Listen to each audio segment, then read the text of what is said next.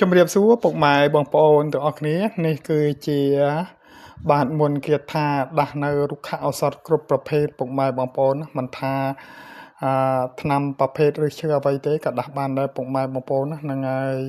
ហើយមុននឹងយើងបាទយកថ្នាំទៅដាំយើងត្រូវដាស់មុនគាថានេះសិនពុកម៉ែបងប្អូនហ្នឹងហើយ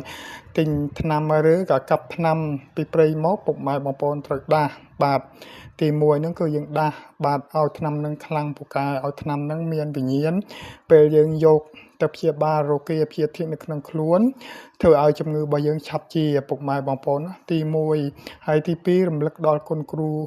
បស់យើងផងដែលលោកបានបាទបន្សល់នៅមុនគេថាថ្នាំនេះទុកឲ្យយើងប្រើប្រាស់ទៅតាមតម្រូវការប្រភេទជំងឺរបស់យើងពុកម៉ែបងប្អូនណាហ្នឹងហើយមុននឹងយើងសូត្រគឺយើងសូត្រនៅនិមោពុទ្ធិយសទ្ធាំងចំនួន3ចប់យើងសូត្រគាថានេះចំនួនពី3ទៅ7ចប់យើងសូត្រថាអូមេដាស់មហាដាស់ទៅគ្រូប្រើអញឲ្យដាស់ថ្នាំពេញវាលដាស់ប្រទាលពេញគុំដាស់មន្តអាគមពេញខ្លួនដាស់ក្រមុនក្នុងខ្លងដាស់ព្រះគាថាផងអូ